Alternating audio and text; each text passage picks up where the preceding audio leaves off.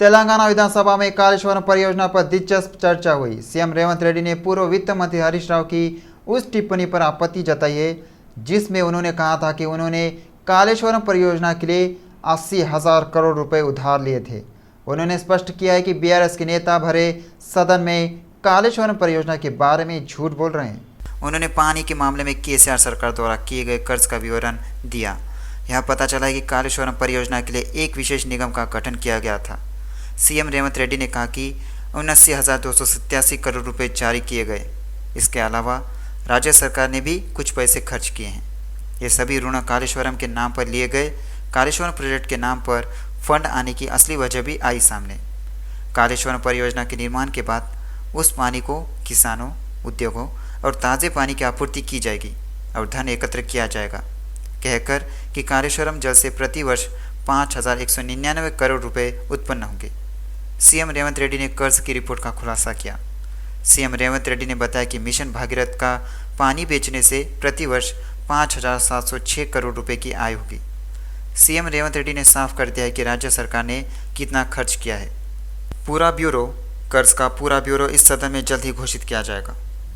उप मुख्यमंत्री भट्टी विक्रमार्का ने विधानसभा में खुलासा किया है कि तेलंगाना राज्य पर वर्तमान में 6,71,757 करोड़ रुपए का कर्ज है। उन्होंने राज्य की वित्तीय स्थिति पर सरकार द्वारा तैयार श्वेत पत्र जारी किया। उन्होंने आलोचना करते हुए कहा कि जब नया राज्य बना तो तेलंगाना पर कर्ज 72,658 करोड़ रुपए था, लेकिन बीआरएस के 9.5 साल के शासनकाल में यह कर्ज करीब 7 लाख करोड़ रुपए तक पहुंच गया। पिछली सरकार ने तेलंगाना को कर्ज का ढेर बना दिया। भट्टी ने बताया कि 2014 में राज्य सरकार के खजाने में 100 दिनों के खर्च के लिए पर्याप्त पैसा था। उन्होंने कहा कि वर्तमान में यह घटकर 10 दिन रह गया है और यह पिछली सरकार द्वारा अपनाई गई आर्थिक नीतियों के कारण ही हुआ है। उन्होंने कहा कि राज्य की वित्तीय स्थिति खराब हो गई है और ऐसी स्थिति है कि उन्हें रोज़मर्रा के खर्चों के लिए रिजर्व बैंक पर निर्भर रहना पड़ता है। डिप्टी सीएम भट्टी विक्रमार्का ने कहा कि पिछली सरकार के शासनकाल में बजट और वास्तविक खर्च में 20% का अंतर था। आरोप है कि गैर बजटीय खर्च काफ़ी बढ़ गया है। उन्होंने कहा कि शिक्षा और चिकित्सा क्षेत्र में पर्याप्त धनराशि खर्च नहीं की गई। कांग्रेस सरकार ने तेलंगाना विधानसभा में तेलंगाना की आर्थिक स्थिति पर 42 पन्नों का श्वेत पत्र पेश किया है। इसी पर सदन में तीखी बहस चल रही है। इसी क्रम में बोले पूर्व वित्त मंत्री हरीश राव। उन्होंने कहा कि कांग्रेस सरकार तेलंगाना के अस्तित्व को नुकसान पहुंचाने की कोशिश कर रही है और श्वेत पत्र कांग्रेस सरकार के पक्ष में है। बीआरएस सरकार ने किसानों के लिए बहुत कुछ किया है और कहा है कि उनकी सरकार किसानों की सरकार है। साथ ही केंद्र सरकार ने एक बार फिर साफ कर दिया है कि उन्होंने किसानों के बोरवेल पर मीटर लगाने का दबाव बनाकर काम नहीं किया है। मंत्री उत्तम कुमार रेड्डी ने इस पर प्रतिक्रिया देते हुए कहा कि विधायक हरीश राव विधानसभा में गवाह के तौर पर झूठ बोल रहे हैं। उन्होंने पलटवार करते हुए कहा कि वह एक सांसद के रूप में संसद में थे और बिल में कहीं भी यह नहीं कहा गया है कि किसानों को बोरवेल पर मीटर लगाना चाहिए और बिल जमा करना चाहिए। मंत्री पूनम प्रभाकर ने बीआरएस विधायक हरीश राव पर पलटवार किया। हरीश राव ने कांग्रेस सरकार द्वारा राज्य की आर्थिक स्थिति पर जारी श्वेत पत्र पर बात की। उन्होंने कहा कि चाहे केंद्र सरकार हो या देश के किसी भी राज्य की सरकार के पास पैसा अलमारी और अलमारियों में बंडल के रूप में नहीं रखता है। हरीश राव ने कहा कि खजाने का आना और जाना एक सतत प्रक्रिया है।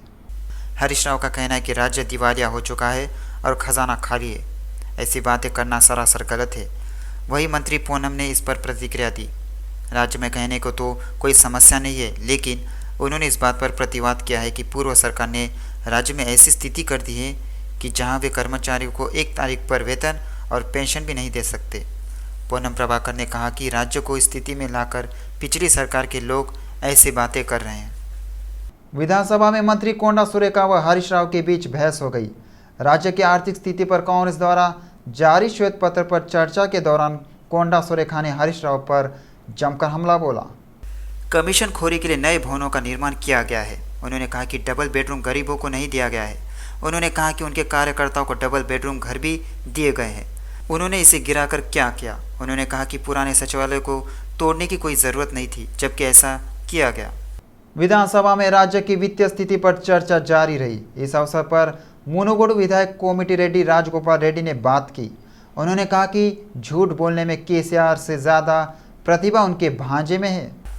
उन्होंने व्यक्तिगत तौर पर मेरा नाम बताया था, इसलिए मुझे प्रतिक्रिया देनी पड़ी। 10 साल मेहनत करने वाले हरीश राव को उस पार्टी में न्याय नहीं मिलेगा, प्राथमिकता नहीं मिलेगी। केटीआर के रहते हरीश राव को वो मौका नहीं मिलेगा, वो इनका इस्तेमाल करेंगे और छोड़ देंगे। उन्होंने कहा कि पार्टी उन्हें मंत्री बनाने पर फैसला लेगी। अध्यक्ष द्रौपदी मुर्मू ने कहा कि तेलंगाना राज्य अच्छे हथकरघा कपड़े उपलब्ध करा रहे हैं। राष्ट्रपति ने बुधवार को हथकरघा श्रमिकों के साथ आयोजित थीम पवेलियन कार्यक्रम में भाग लिया। इस अवसर पर द्रौपदी मुर्मू ने कहा कि बुनाई उद्योग से ग्रामीण क्षेत्र के लोगों को अच्छा रोजगार मिल रहा है। उन्होंने कहा कि जब उन्होंने पोचमपल्ली के हथकरघा कपड़े देखे तो उन्हें बहुत खुशी हुई। उन्होंने कहा कि बुनाई भारत की सांस्कृतिक परंपराओं में से एक है। पोचमपल्ली को वैश्विक ग्रामीण पर्यटन स्थल के रूप में मान्यता मिलना सराहनीय है। उन्होंने कहा कि हथकरघा कपड़ों का काम बहुत अच्छा है। किसी और को विरासत के रूप में कला देना बहुत बड़ी बात है। हथकरघा क्षेत्र को बचाने के लिए कड़ी मेहनत करने की सलाह दी गई है। उन्होंने आश्वासन दिया है कि वह हस्तशिल्प के विकास के लिए अपना सर्वश्रेष्ठ प्रयास करेंगे। राष्ट्रपति ने कहा कि वह अपने क्षेत्र के लोगों को पोचमपल्ली लाएंगे। बिग बॉस शो के बाद हुए दंगों को लेकर वकील अरुण ने तेलंगाना राज्य मानवाधिकार आयोग में शिकायत दर्ज कराई है। उन्होंने कहा कि बिग बॉस शो लाखों लोगों को प्रभावित करता है, लेकिन इस शिकायत में कहीं भी नागार्जुन के नाम का जिक्र नहीं है।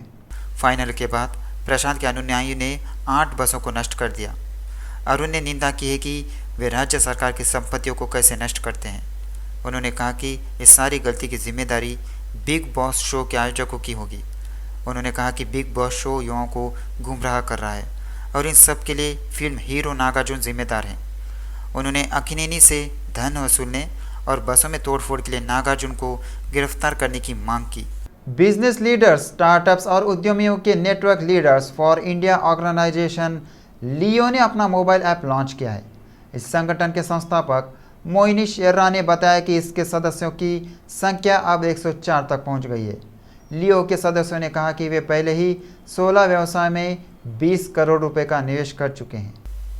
उन्होंने बताया कि उन्हें माई कैप इन्वेस्टमेंट्स के माध्यम से 18 स्टार्टअप कंपनियों में व्यक्तिगत रूप से निवेश किया है।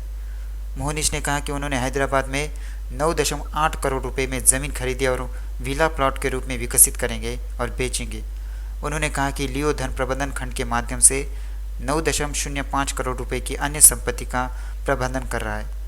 लियो संस्था में समझाया गया है कि 30,000 देकर जुड़ सकते हैं और सदस्यता 10 साल के लिए होगी। इन 10 वर्षों के लिए प्रवेश शुल्क का अग्रिम भुगतान करना होगा। So great question, man. So as we mentioned, the combined net worth of all of our 100 members till date, on investment thesis, we have an investment committee which has a Forbes 30, under 30, IIT, IIMs and different startup professionals.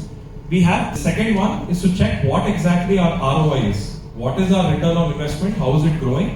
The third and most important, invest in startups. Of course, the risk, as your risk keeps getting higher, your reward is higher as well. So we don't only invest in startups. We invest in lands that are promising to us and what strategic value we can add. And of course, there will be risks associated with any business that we take on. विश्वविद्यालय प्रशासन के काम के दबाव के कारण outsource कर्मचारियों के परिवार को न्याय दिलाने के लिए विश्वविद्यालय छात्र संघ ने विरोध प्रदर्शन किया। विश्वविद्यालय छात्र संघ और आउटसोर्सिंग कर्मचारियों ने आउटसोर्स कर्मचारी प्रवीण के परिवार के सदस्यों के साथ मुख्य द्वार के सामने विरोध प्रदर्शन किया। हाल ही में हैदराबाद सेंट्रल यूनिवर्सिटी में आत्महत्या कर ली।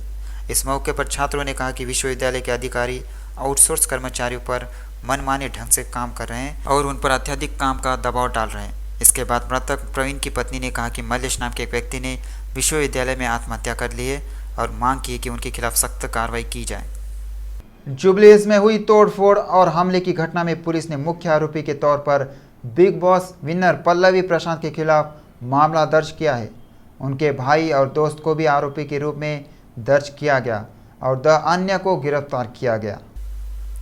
इंस्पेक्टर रविंद्र प्रसाद ने बताया कि 2 कारों को जब्त कर लिया गया है। पल्लवी प्रशांत को बिग बॉस फाइनल के मद्देनज़र जुबली हिल्स रोड नंबर 5 पर अन्नपूर्णा स्टूडियो में हुए हमलों के लिए जिम्मेदार पाया गया था। इस मामले में पल्लवी प्रशांत को A1, उनके भाई मनोहर को A2 और उनके दोस्त विनय को A3 के रूप में शामिल किया गया था। 3 अन्य की पहचान A4 के रूप में की गई और उन्हें गिरफ्तार कर लिया। कर्नाटक और तेलंगाना राज्यों में कांग्रेस द्वारा दिए गए चुनावी वादों को लेकर एक्स प्लेटफॉर्म पर कर्नाटक के सीएम सिद्धरामैया और बीआरएस के कार्यकारी अध्यक्ष केटीआर के बीच ट्वीट वार में एआईसीसी अध्यक्ष मल्लिकार्जुन खड़गे के बेटे प्रियांक खड़गे भी आ गए।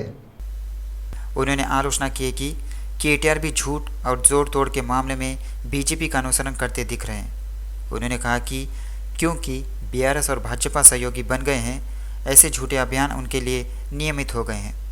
उन्होंने कहा कि कर्नाटक सरकार ऐसे झूठे प्रचार और खबरों का मुकाबला करने के लिए एक विशेष सेल स्थापित करने जा रही है। प्रियांक खड़गे की टिप्पणी पर केटीआर ने कड़ी प्रतिक्रिया व्यक्त की। हाय प्रियांक, खुशी है कि आपने भी इस अंक में शामिल होने का निर्णय लिया। आपके नेता राहुल गांधी का यह बयान है कि वह कर्नाटक के युवाओं के लिए 2 लाख नौकरियां पैदा करेंगे, और आपके डिप्टी सीएम का यह बयान कि खजाना खाली है भी झूठा है। दोस्त, तेलंगाना में हमने 3 सांसदों समेत बीजेपी के बड़े नेताओं को हराया, कांग्रेस ने नहीं। उन्होंने कहा, बेहतर होगा कि आप सुनील और टीम के अभियान के बारे में सावधान रहें। हुजूराबाद के पूर्व विधायक इटेला राजेंद्र ने अगले संसद चुनाव में लड़ने पर स्पष्टता दी है। उन्होंने कमलापुर हनुमाकोंडा जिले का दौरा किया। उन्होंने कहा कि अगर पार्टी आदेश देगी तो वह संसदीय चुनाव लड़ेंगे। उन्होंने कहा कि प्रतिस्पर्धा कहां से होगी, इसका फैसला अथॉरिटी करेगी। उन्होंने कहा कि हुजूराबाद उपचुनाव के बाद केसीआर ने उनके निर्वाचन क्षेत्र से बदल दिया। उन्होंने कहा कि विधायकों के अधिकार छीन लिए गए और उन्हें विधायक के रूप में अपने कर्तव्यों का पालन करने से रोका गया। उन्होंने उपचुनाव जीतने के बाद से कार्यकर्ताओं और नेताओं के खिलाफ मामले दर्ज करने के लिए केसीआर को दोषी ठहराया। उन्होंने कहा कि बीआरएस ने हुजूराबाद में नाटक करके जीत हासिल की। सिकंदराबाद कंटोनमेंट क्षेत्र की विधायक लासा नंदिता ने स्पष्ट किया है कि उनका मिशन जनता की समस्याओं का समाधान करना है। उन्होंने कहा कि यह सुनिश्चित करने का प्रयास किया जाएगा कि कंटोनमेंट से सभी योग्य गरीब लोगों तक कल्याण और विकास कल्याण कार्यक्रम पहुंचे। यहाँ तक कि कई वार्डों के लोगों ने विधायक लास्य नंदिता से मुलाकात की। उन्होंने उनकी समस्याएं सुनी। विनायक ने सकारात्मक जवाब देते हुए आश्वासन दिया है कि समस्याओं के समाधान के लिए वे सदैव प्रयासरत रहेंगी। विधायक लास्य नंदिता से मिलने वालों में पूर्व बोर्ड सदस्य अनिता प्रभाकर, वरिष्ठ नेता के शंकर राव, विभिन्न वार्डों के वरिष्ठ नेता, महिला नेता, युवा नेता और अन्य शामिल थे। जिमखाना ग्राउंड के प्रतिनिधियों ने विधायक लास्य नंदिता से मुलाकात की। इस महीने की 22 तारीख को जिमखाना मैदान में आयोजित होने वाला जिला स्तरीय युवा महोत्सव में विधायक लास्य नंदिता को विशेष अतिथि के रूप में आमंत्रित किया गया था। वेंकटेश्वर पेरुमल देवस्थानम के प्रतिनिधियों ने विधायक लास्य नंदिता से भी मुलाकात की। उन्हें धनुर्मास अध्ययन उत्सव में आमंत्रित किया। हैदराबाद सेंट्रल यूनिवर्सिटी के छात्रों ने छात्र संघों के तत्वावधान में आंदोलन किया है। उन्होंने हाल ही में मृत आउटसोर्सिंग कर्मचारियों के परिवार के लिए न्याय की मांग की। 2 दिनों तक विरोध प्रदर्शन पर विश्वविद्यालय प्रबंधन की ओर से कोई प्रतिक्रिया नहीं मिलने पर विश्वविद्यालय के छात्रों और आउटसोर्सिंग कर्मचारियों ने विश्वविद्यालय के मुख्य द्वार के सामने विरोध प्रदर्शन किया। छात्र संघों ने चेतावनी दी है कि जब तक कर्मचारियों को न्याय नहीं मिल जाता वे अपना आंदोलन जारी रखेंगे। राजेंद्र नगर सर्कल के अत्तापुर पुलिस स्टेशन के अधिकार क्षेत्र में सुलेमान नगर और चिंतलमेट में आधी रात को अज्ञात व्यक्तियों ने 3 ऑटो में आग लगा दी। सूचना मिलने के बाद अत्तापुर पुलिस ने मामला दर्ज कर जांच शुरू कर दी है। अत्तापुर थाना क्षेत्र में रहने वाले शेख मज़ार और मोहम्मद खाजा ऑटो चालक के रूप में काम करके अपना जीवन यापन करते हैं। उन्होंने अपने ऑटो घर के सामने खड़े किए जैसे कि हर दिन करते हैं और फिर हर दिन की तरह घर में सो गए। इसी बीच आधी रात को खड़े ऑटो में आग लग गई। इसमें आहत होकर पीड़ितों ने अपना दुख जताया और स्थानीय पुलिस से शिकायत की। पीड़ितों ने कहा कि यह दुर्भाग्यपूर्ण है कि इलाके में सीसीटीवी कैमरे काम नहीं कर रहे हैं और इन्हें इलाके में किसी पर शक भी नहीं है।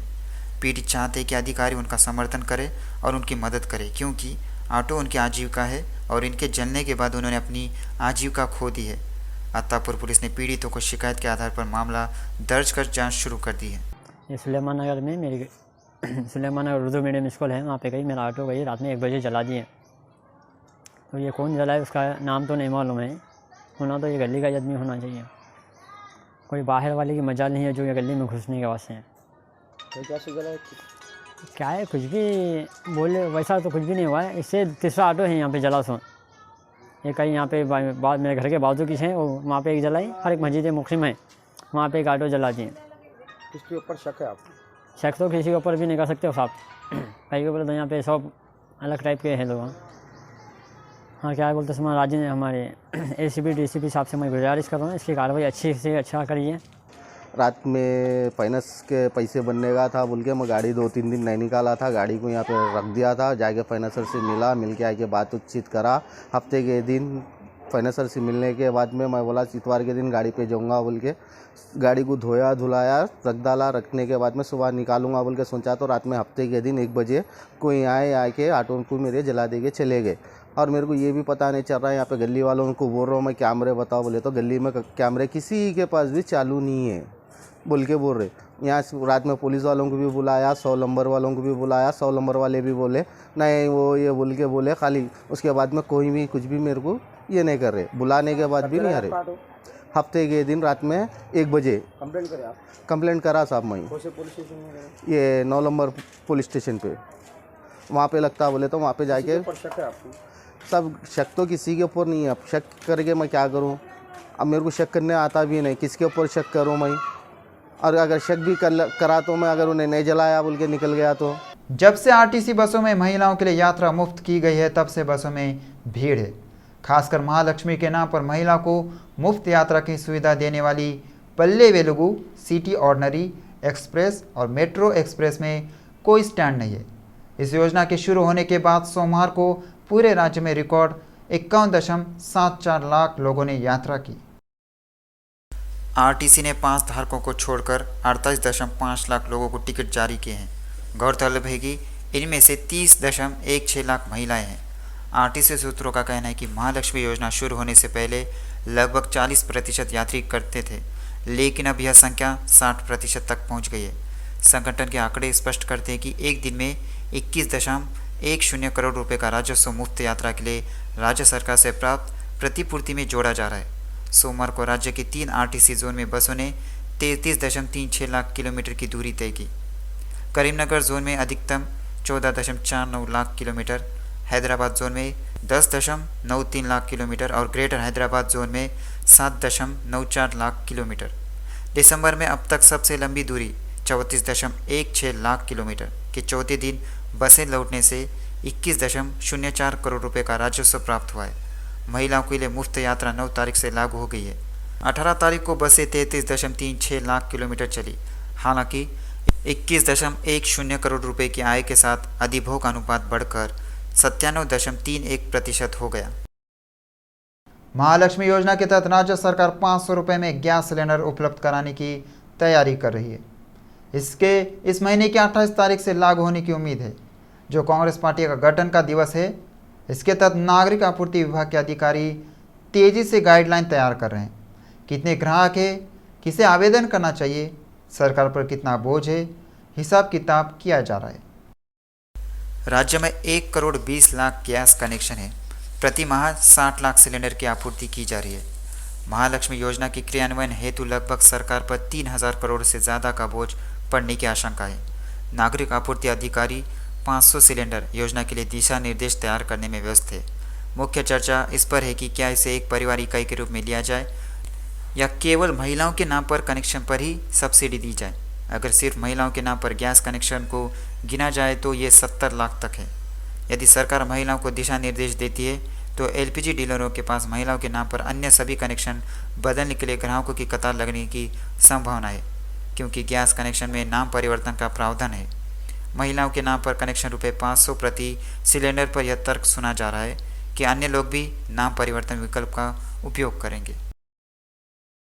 लोकसभा में अशांति को लेकर लोकसभा सचिवालय ने 141 निलंबित सांसदों को संसद परिसर में प्रवेश करने से रोकने का आदेश जारी किया है।